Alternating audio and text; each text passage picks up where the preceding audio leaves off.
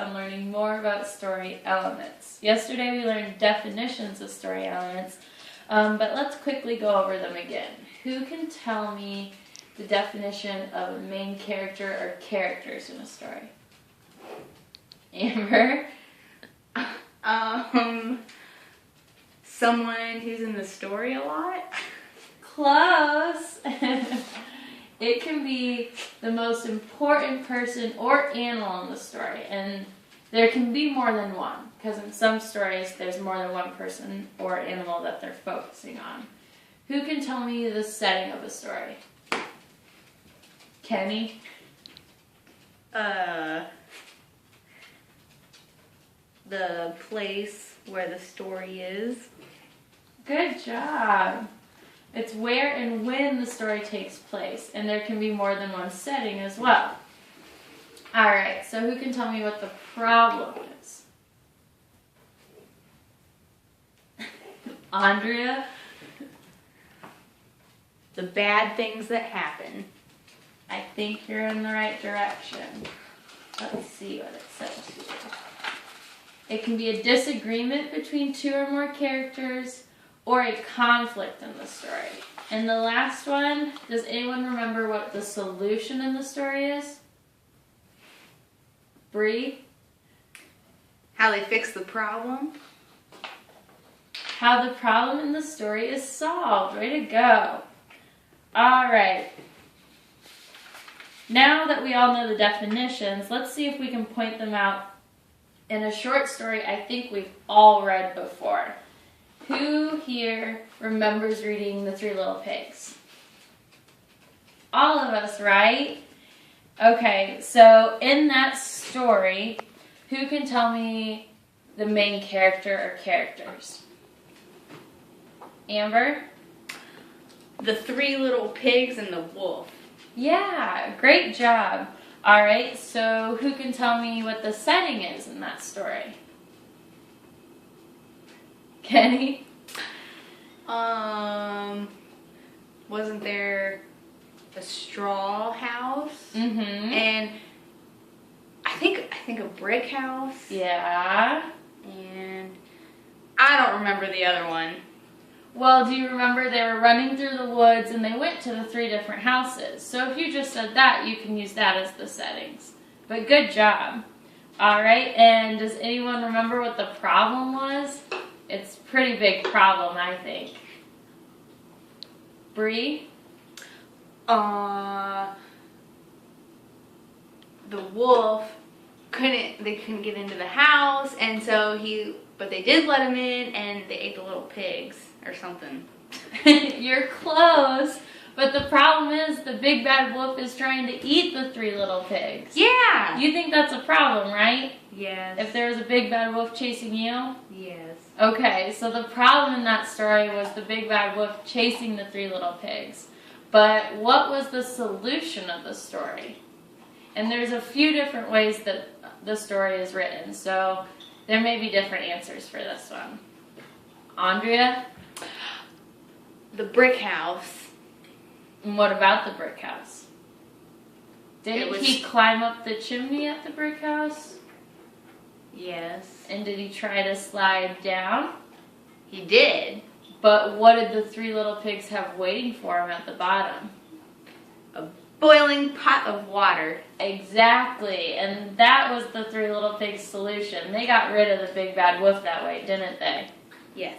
Yes. So they finally weren't getting chased, or they weren't being threatened of getting ate. All right.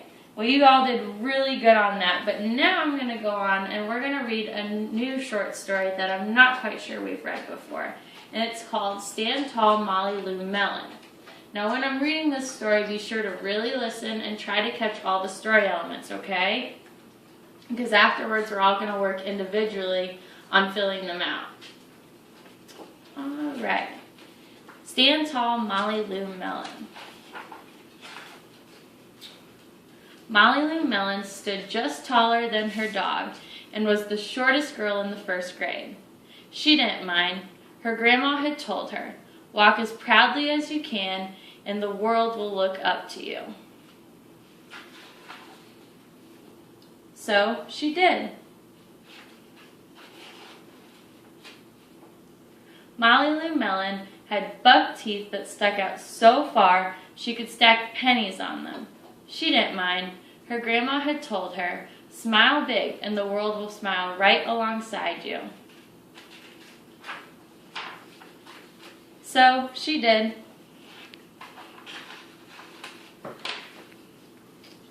Molly Lou Melon had a voice that sounded like a bullfrog being squeezed by a boa constrictor. She didn't mind.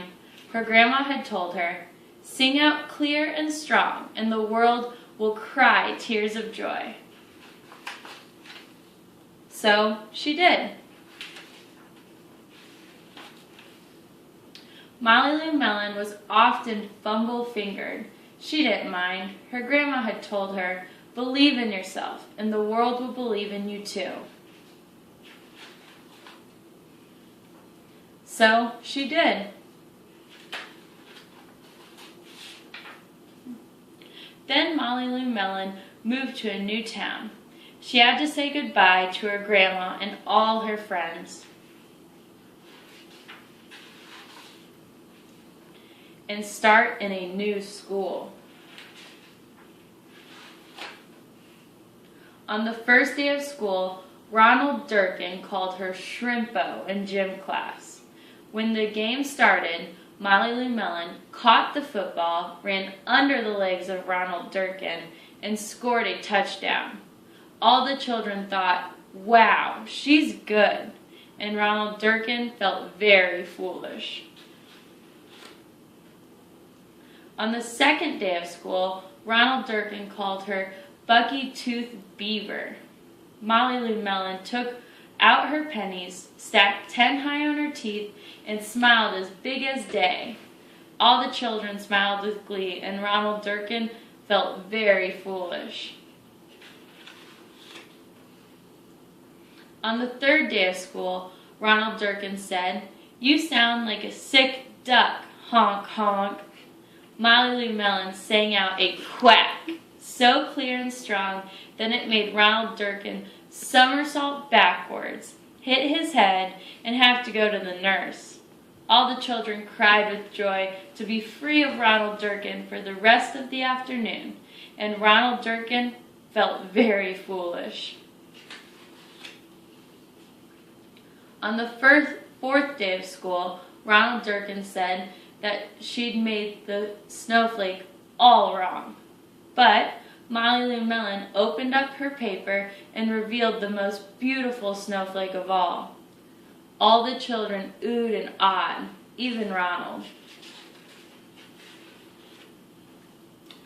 On the fifth day of school, Ronald Durkin brought Molly Lou Melon a stacking penny for her tooth and smiled at her.